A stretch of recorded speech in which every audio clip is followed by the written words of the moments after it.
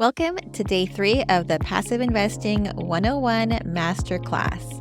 Ciaara Hoffmann here, and I'm so happy that you've continued this journey along with me.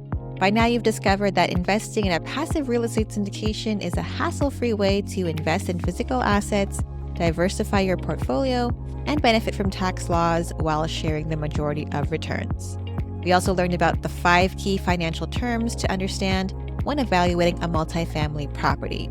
So today we're going to determine if real estate syndications is a right fit for you. And we're also going to learn about the 2 main types of multifamily syndications that you can invest in and steps you can take to evaluate an offering on a multifamily syndication. While passive real estate syndication can be a great investment option, it's important to note that it is not suitable for everyone. So before you invest that $50,000, you want to consider your risk tolerance, your investing goals, and your stage of life to ensure that it's a good fit. So here are 4 criteria to consider. Number 1, you want to have at least $50,000 of play money. So this isn't a hard and fast rule. However, the majority of multifamily syndications have a minimum investment of $50,000 to get involved. Now, if your bank account only has $52,000 in it, it's probably not a good idea to invest. It's recommended to ensure the funds are expendable before investing, as there's always a risk involved, despite contingencies and buffers being in place to prevent losses. Number 2, you want to be comfortable with taking a back seat. So if you're someone who enjoys being hands-on, investing passively in a syndication might not be your cup of tea. However, as a passive investor, you'll be able to take a back seat and let the experts do all the heavy lifting. You'll receive access to an investment summary deck, legal documents that describe the risks and the potential benefits of the investment, and monthly or quarterly updates on the progress. Number 3, you plan to invest for the long term and you don't need access to the money for a while. It's important to understand that this is not a get-rich-quick scheme. Real estate syndications offer a slow and steady approach to building wealth. So you should plan to keep your investment in the syndication for usually at least 5 years. And it's important to know that it's illiquid, meaning you won't be able to withdraw your money until the sale or the refinance.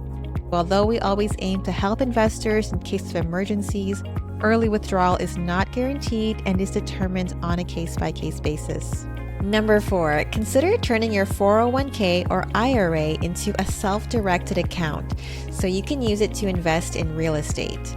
As an investor, you have the power to take control of your retirement funds and direct them towards investments that match your financial goals.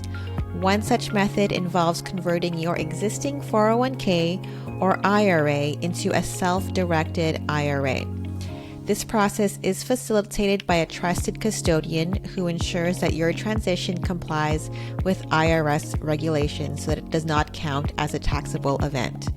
The self-directed IRA provides you the flexibility to invest in a wide range of assets that standard retirement accounts may not permit, including multifamily real estate syndications. If you are considering this option and would like some more information, schedule a call with me and I can refer some IRA custodians that can help you out with this process. So now that we've determined real estate syndications can be right for you, let's talk about the 2 types of multifamily syndications and what it means for you. Now, the first type of multifamily syndication, which you may have seen people advertise about online, is called a 506c offering. Now, in this type of syndication, the sponsor or the GPs can advertise the offering to the general public, but it is restricted to only accepting investments from accredited investors who have been verified. So, what is an accredited investor? An accredited investor is an individual who meets specific financial criteria established by the SEC, the Securities and Exchange Commission, related to income and net worth. So these criteria are subject to change, but as of the recording of this video, to be considered an accredited investor, an individual must meet at least one of the following criteria. Number 1, they had an annual income of at least $200,000 for the past 2 years, or a joint income of at least $300,000 and expect to earn the same or more in the current year. Or, alternatively, number 2, an individual can qualify if their net worth, not including their primary residence, exceeds $1 million. Now, being an accredited investor gives you access to more investment opportunities. However, it is not the only way. There is another way to invest passively in commercial real estate, and that is through what's called a 506B offering. Now, the returns are the same, but the offerings themselves are harder to find, and that is because these deals are not allowed to be advertised. In order to invest in the 506B syndication, you will need to have built a substantive relationship with one or more members of the general partners of the deal. So what is a substantive relationship? Well, the SEC has not defined a specific period of time that constitutes a substantive relationship, but the longer and more extensive the relationship, the stronger the case can be made for it being substantive. This means that the first time you talk to a general partner, it cannot be about a specific 506B deal that they are currently raising money for, or even about any future potential deals that they have coming down the pipeline. Some things that you can talk about are things like your goals, your experience in investing, and your risk tolerance. But until you have built that substantive relationship, you won't have access to any of the 506B deals that a GP is currently raising money on. So that's why it's important to start the conversation with any potential GPs that you want to partner with early on in your research process. Finally, let's talk about some steps you can take to help you decide if syndications are the right fit for you. Number 1, consider your risk tolerance. Before investing in real estate syndications, consider things such as the market risk, management risk, and liquidity risk.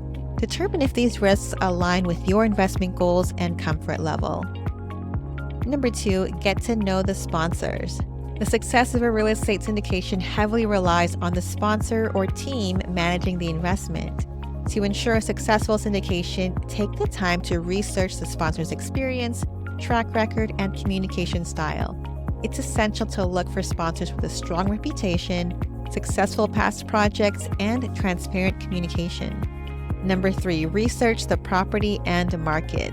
Examine the property's location, the local economy, job and population growth, and rental demand. Make sure to align the investment with your goals, whether it's for cash flow, appreciation, or both. Number 5, carefully review the syndication's investment documents. Investing in a syndication is a big decision, so it's crucial to make an informed one.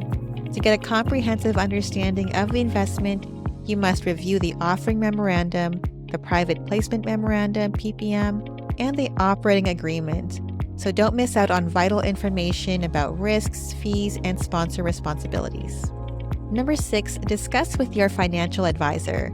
If real estate syndication fits your investment plan, they can evaluate its pros and cons and verify if it aligns with your portfolio's requirements. Number 7, connect with other investors. By networking with other investors, you can gain valuable insights and learn from their experiences. Attending real estate conferences, joining local investor clubs, or participating in online forums can help you exchange ideas, discover new investment opportunities, and stay up to date on industry trends. By following these steps and carefully considering your investment goals, you can determine if real estate syndications are the right investment strategy for you. If you're ready to take the next step and speak with someone on our team to decide if investing in a multifamily syndication is the next step for you, feel free to schedule a call with us on the link below. And if not, I'll see you tomorrow on day 4, where we'll be comparing an investment in a single-family home versus a multifamily syndication. Stay tuned.